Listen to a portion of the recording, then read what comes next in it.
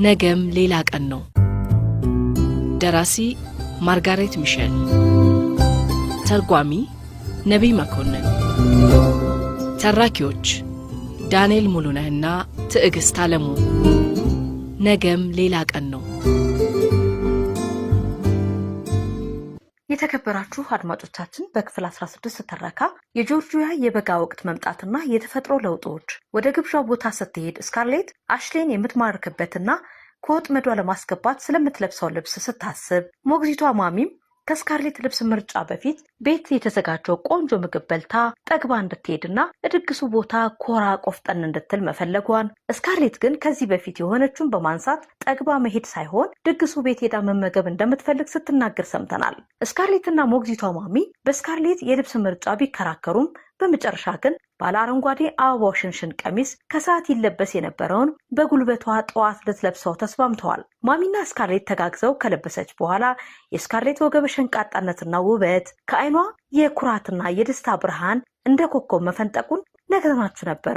ክፍል 16 ትረካ ቆመው ክፍል 17 ትረካ ደግሞ በጉጉት የምትጠባበቁት ነውና እነሆ እንዲህ ተሰናድቷል። አብራችሁ ሁኑ።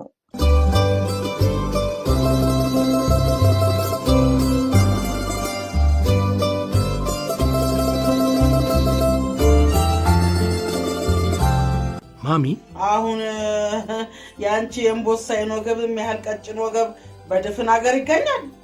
በጭራሽ አይገኝም አለች በእርግጠኝነት። ይገርማል። የስዌለንን ወገብ እንዲህ ላድርገው ብል እኮ ገና ከኢንች ሰብሰብ ሳደርገው ኧረ ሞትኩ ትላለች አለች ስካርሌት ስትናገር በችግር ነው። እኔ በህይወቴ አንድ ቀን እንኳን ዝሎ መውደቅ ቀርቶ ደክሞኝ እንኳን አላውቅም።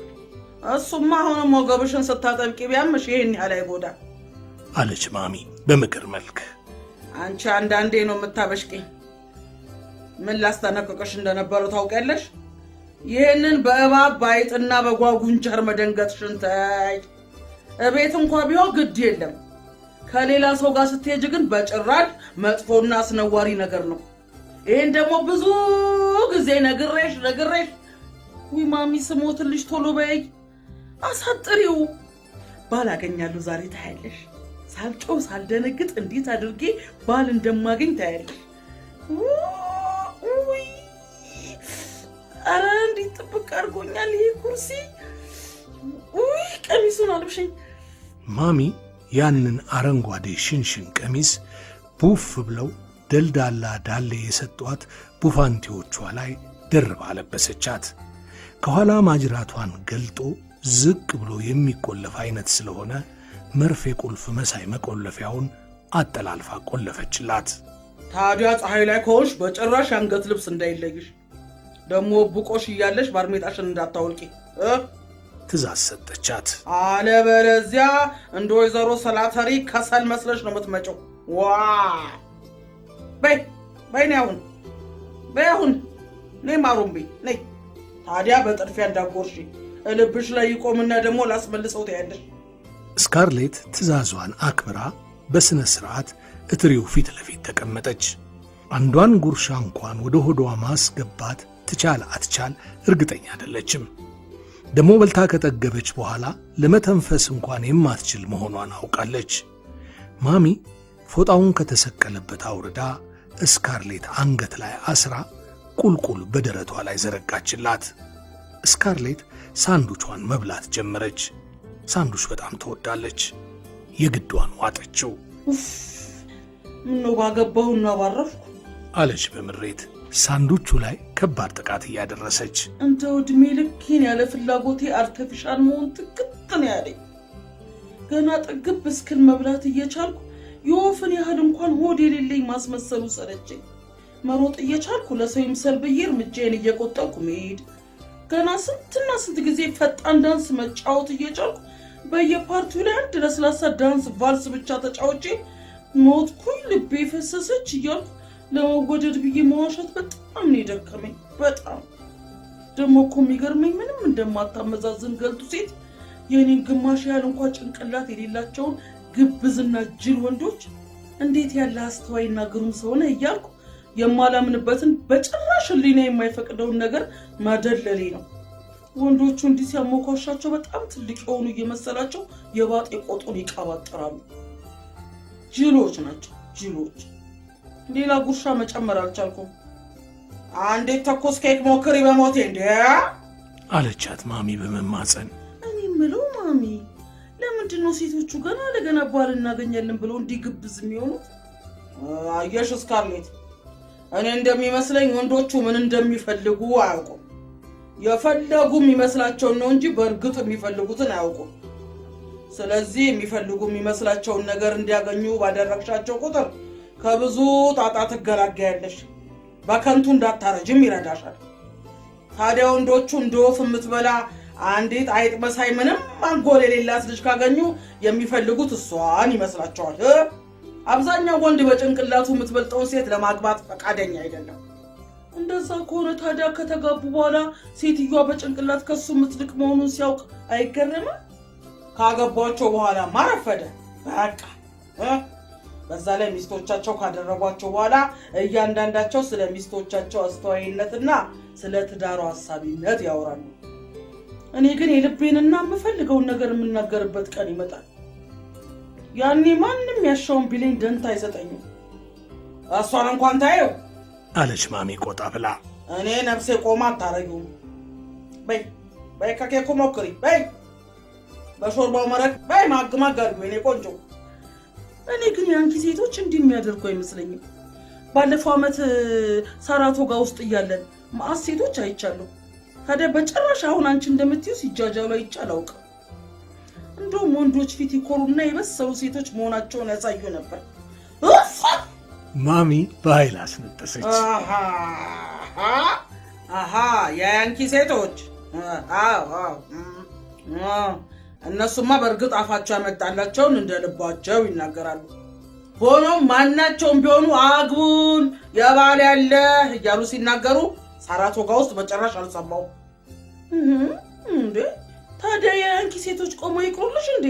እነሱም እኮ ማግባት አለባቸው አለች ስካርሌት በክርክር መልክ። እንዲሁ በ40 ቀን እድል አያድጉ መቼስ። ማግባትና የልጅ እናት መሆን ይገባቸዋል። ብዙ ባለትዳሮች አሉ እኮ። ኧረ ንሽት ማሚ፣ እነሱን የሚያገቧቸው ለገንዘባቸው ሲሉ እኮ ነው የምልሽ አለች ማሚ ፍርጥም ብላ። ስካርሌት ኬኳን መረቅ ውስጥ ነክራ ወደ አፏ ከተተችው። ማን ያውቃል ማሚ ከምትናገረው ውስጥ በጥቂቱ እውነት ሳይኖረው አይቀርም። እውነት አላት። ምክንያቱም ኤለን እናቷም በተለያየ ጊዜ በሚያምር ቃናና በተመረጡ ቃላት ይህንኑ እውነት ደጋግማ ነግራታለች። በእርግጥ ደግሞ የሴቶች ጓደኞቿ እናቶች ልጆቻቸውን ወንድ እንዴት እንደሚጠጉ እንዴት እንደሚግደረደሩና እንደምትታደን ጥንቸልም እንዴት አይናቸውን ማቁለጭለጭ እንዳለባቸው በቅጡ ለማስተማር ይጥራሉ። እንዲህ ያለውን አስተዳደግ ለልጅ ለማሳየት አርሞና ኮትኩቶ ለወግ ማዕረግ ለማብቃት መቼም ትልቅ ብስለትና ልምድ ያስፈልጋል። ከባድ ነገር ነው። ምናልባትም እሷ ድርቅ ያለች በመሆኗ ሊሆን ይችላል ያልገባት። አንዳንዴ በዚህ ጉዳይ ላይ ከአሽሌ ጋር ትከራከርና የልቧን ትነግረው ነበር። ምናልባትም ይሄ ችኮነቷና ስለ ሽርሽር ስለ ግልቢያ ያላት እጅግ ፍጥጥ ያለ የደስታ ስሜት ሳይሆን አይቀርም አሽሌን ወደ ደካማዋና ሁሉን እሽዋ ሜላኒ እንዲሄድ ያስገድደው። ወይ ዘዴዋን ትቀይርና በሌላ መላ ልታጠምደው ትሞክር ይሆን? አይ እንዲህ በተጠና የሴት ወጥመድ ውስጥ የሚወድቅ ከሆነማ አሽሌን እንደ ድሮው ላትወደው ነው። ማንም ወንድ ሞትኩኝ፣ እንዴት ውብነህ፣ የኔ ማር ወለላ፣ ተማረኩልህ ለምትል ግልፍጥና ደካማ ሴት ከተሸነፈ ሁለተኛ አይኑን ማየት አትሻም። የሚገርመው ግን ወንዶቹ ሁሉ የዚህ ፈሊጥና መጭበርበር ተገዢዎች፣ የዚህ የሽንገላ ልማድ አፍቃሪዎች ሆነው መገኘታቸው ነው። ቆይሽ ባለፈው ጊዜ አሽሌ ላይ የተጠቀመችበት ዘዴ ስተት ከሆነ ዳሩ ምን ያደርጋል፣ አለፈ፣ ተበላሸ። አሁን ማቀድ ያለባት አዲስ ዘዴ ነው። ትክክለኛውን ዘዴ በጣም ትፈልገዋለች፣ እጅግ በጣም ፈቅደዋለች። እሱን ለማግኘት ያላት ጊዜ ግን ጥቂት ሰዓት ብቻ ነው። ጥቂትና ውድ ሰዓት የራባትን አሽሌ አግኝታ ለመጥገብ ዕድል የፈቀደላት ጥቂት ሰዓት ብቻ። ምን ብታደርግ ይሻላታል? እሱን በእጇ ለማግባት የሚያዋጣው ዘዴ ሙትት ፍስስ ማለት ከሆነ ሙትት ፍስስ ትልለታለች። መሸንገልና ማስመሰል፣ መገልፈጥና ማስካካት፣ ደደብና ደንቆሮ መሆን እንዲሁም ወደድኩ አበድኩልህ ማለት የሚያዋጣ ከሆነም ከካትሊን ካልቨርት የባሰች ሞኝ አንግስ ደንቆሮ ሆና ትቀርብለታለች። ድፍረት የተሞላና ዓይን አውጣ አቀራረብ ካስፈለገም እንደ መላቅጡ ትሆንለታለች። ብቻ በአቅሟም ከአቅሟም በላይ ባለ ዘዴ ሁሉ አሽሌን የራሷ ለማድረግ የሚበጃትን መላ ሁሉ የሙጥኝ ትላለች። በለስ የሚቀናት ቀን ይህ የዛሬው ብቻ መሆን አለበት። ዛሬ ይገኛል ወይም ለዘላለም ያመልጣል።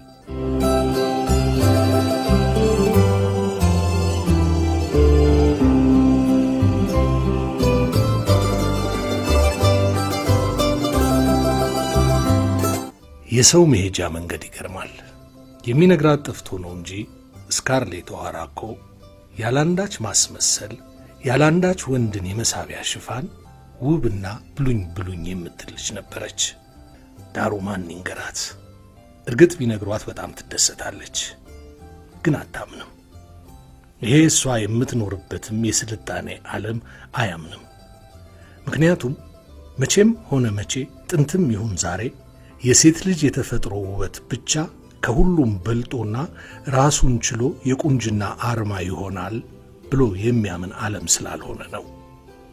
ያልተነካካ፣ ያልተቀባባ፣ እጅጅ ያላለ ንጹሕና የተፈጥሮ ንጥር ውበት መቼ የሚዋጥለት ዓለም ነውና። ሰረገላው የቀዩን አፈር መንገድ ይዞ ቁልቁል ወደ ዊክሶች እርሻ መንደር ስካርሌትን እያክተፈተፋት ነው። የእናቷና የማሚ አብረዋት አለመምጣት ስካርሌትን ሕሊናዋን የሚቆጠቁጥ የተሰረቀ ደስታ እንዲሰማት አድርጓታል። እንደ ራሷ ከምትወዳትና እንደ ልጇ ከምታያት ሞግዚቷ ተሸሽጎ ራሱን መውቀሱን በማይተው ሕሊና ጨርቅ ተጠቅልሎ የተሰረቀ የግሏ ደስታ ከእንግዲህ በመላ የነደፈችውን ፕላን የሚያቃውስ በዝግታ ከፍ ዝቅ እያለ የሚቆጣት ቅንድብም ሆነ በኩርፊያ የሚዘረጋ ጥቁር ከንፈር እግብዣው ቦታ አያጋጥማትም። በእርግጥ ያቺ ሙጢ እህቷ ሱዌለን ነገ ጭራና ቀንድ ጨምራ ትዘከዝክላታለች። ነገር ግን ስካርሌት ያሰበችው ይሙላላት እንጂ በእሷ ወሬ ከሚመጣው ቁጣ ይልቅ አሽሌይን የማግባቷ ነገር ግራ ያጋባቸውና ሚዛኑ ወደ እሷ አሸናፊነት ያጋድላል። አቤት ዕድሏ ዛሬ! እንኳንም ኤለን ተገፋፍታ እቤት እንድትቀር ተደረገችላት።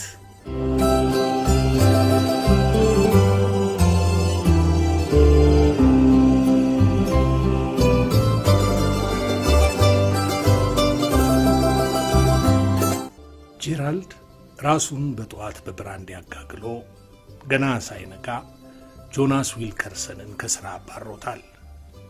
ኤለን ሰውየው ከመሄዱ በፊት የጥጥ እርሻቸውን ሂሳቡን ለማስያዝና ለማስላት ብላ ነው ግብዣውን ትታ ታራ የቀረችው። ስካርሌት በጠባቧ ጽሕፈት ቤት ውስጥ እናቷን ደህና ሁኚ ብላ የተሰናበተቻት ኤለን በወረቀት በተሞላ ዶሴ ፊት ለፊት እንደተቀመጠች ነው። ጆናስ ዊልከርሰን ባርኔጣውን በእጁ ይዞ ከጀርባዋ ቆሟል። እንዲህ ባለ ወግ በሌለውና ውርደት በተሞላ ሁኔታ ከመንደሩ ሀብታሞች ሁሉ እጅግ ከናጠጠው ሀብታም ቤት ከምስለኔነት በመባረሩ ፊቱ ገርጥቷል። በገረጣ መልኩ ውስጥ ሊደብቀው የፈለገው ቆሽት መድበንና ጥላቻ ደና አርገው ካዩት ፏ ብሎ ይነበብበታል። ይሄ ሁሉ የደረሰበት ደግሞ በትንሽ ጥፋት ነው። ኤሚ ስላተሪ ከማንም ልጅ ልትደቅል እንደምትችልና ከሱ መውለዷ በጣም ትልቅ ጥፋት እንዳልሆነ ለጄራልድ ለማስረዳት ሞክሮ ነበር። ይህ ልመናው የጄራልድን ልብ አራርቶለት ነበር። ኤለን ግን ፍንክች ያባቢለዋ ልጅ አለች። ጆናስ የደቡብ ተወላጆችን በሙሉ ይጠላቸዋል። ቀዝቀዝ ብለው እየተለሳለሱ ሊያግባቡት መሞከራቸውን ስለሚያውቅና በሆዳቸው ግን የሱን በነሱ ላይ በመስለኔነት መሾም መጥላታቸውን ስለሚገባው እጅግ በጣም ተከፍቷል። በደቡቦች ላይ የሚጠላው ባህሪ ዋና ወኪል እንደ ጣዖትም የምትመለክ ሴት ኤለን ኦሃራ በመሆኗ ከምንም በላይ እሷን ዓይንሽን ላፈር ይላል። የእሷ ነገር ያንገሸግሸዋል። ማሚ የጥጥ እርሻ ኃላፊ እንደመሆኗ ኤለንን ለመርዳት እዛው ቀርታለች። የሴቶቹን የዳንስ ቀሚስ እጭኗ ላይ ይዛ ከሹፌሩ ከቶቢ ጎን ተቀምጣ የምትሄደው ዲልሲ ናት። ጄራልድ በብራንዲ እንደጋለ ባደን ፈረሱ ላይ በኩራት ጉብ ብሎ ከሰረገላው ጎን ለጎን ይጋልባል። ዊልከርሰንን በሠራው ጸያፍ ሥራ እንዲህ በቶሎ እንዲባረር በማድረጉ እጅግ በጣም ፍንድቅድቅ ብሏል። በቦታው ኤለንን ተክቶና ኃላፊነቱንም ለእሷው ሰጥቶ እፎይ ማለቱን እንጂ እሷ ከግብዣው በመቅረቷና የሴቶች ጓደኞቿን ለማየት የነበራትን ጉጉት መጫኑን ከጉዳይም አልጣፈውም። ለእሱ የታየው ደስ የሚል የጸደይ ቀን መሆኑና እርሻው ሁሉ የተዋቡ መሆናቸው፣ ወፎቹም መዘመራቸው ነው። ከዕድሜው በጣም አንሶ እንደገና ጎልማሳ የሆነ መሰለው። በጣም ፍንጥዝጥዝ ከማለቱም የተነሳ ስለ ማንም ማሰብ ተስኖታል። ፔጊን ሎ ባክድ ካር የተሰኘውን የአይርላንዳውያን መዝሙር አንዳንዴ በጮክታ ይዘምረዋል። ወይም ደግሞ የሮበርት ኢሜትስን አሳዛኝ ቅላጼ ሺ ኢዝ ፋር ፍሮም ዘ ላንድ ዌር ሄር ያንግ ሄሮ ስሊፕስ፣ ወጣቱ ጀግናዋ ከተኛበት ምድር እጅግ በጣም ርቃ ውቧ ትኖራለች እንደ ኮከብ ደምቃ የሚለውን ዜማ ይደጋግማል። ቀኑን ሙሉ ስለ ያንኪዎችና ስለ ጦርነቱ ሲያወራ እንደዋለ እያስታወሰ በጣም ተደስቷል። ከወገብ በታች ቡፍ ብለው የሚታዩ ደማቅ ቀሚሶች የለበሱ ቆንጆ ቆንጆ ሴቶች ልጆቹን ከባለጌጡ ዣንጥላ ስር ሲያይ ደግሞ ከፍተኛ ኩራት ተሰምቶታል። ኮርቷል፣ ተኮፍሷል። ትናንትና ከስካርሌት ጋር ስለተነጋገረው ነገር ቅንጣት ላይ አያስታውስም። ሁሉም ሙልጭ ብሎ ከጭንቅላቱ ጠፍቷል፣ ረስቶታል።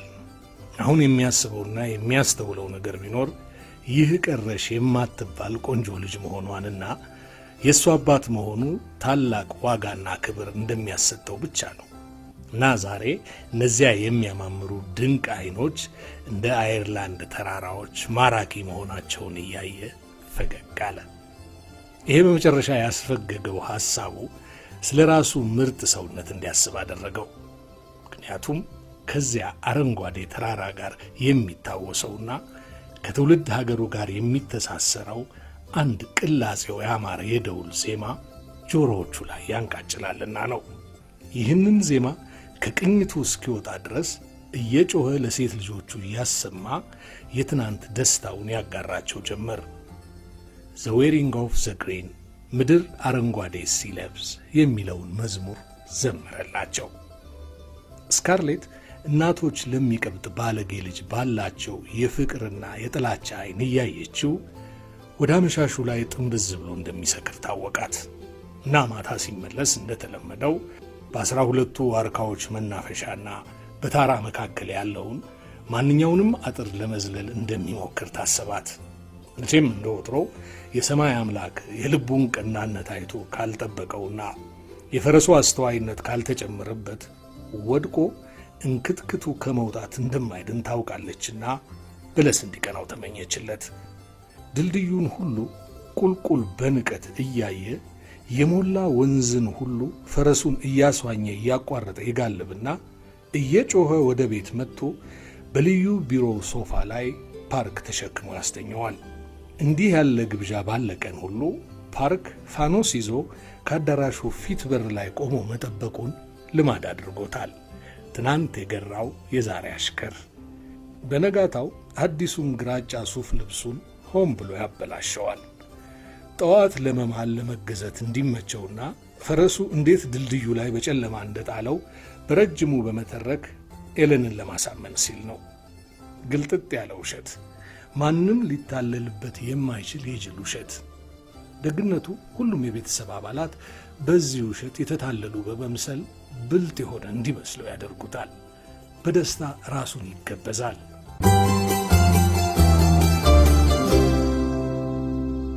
አድማጮቻችን፣ የክፍል 17 ትረካ ይህንን ይመስል ነበር። አብራችሁን ስለነበራችሁ እጅግ አድርገን እናመሰግናለን። በቀጣዩ ክፍል ትረካ ደግሞ እንጠብቃችኋለን።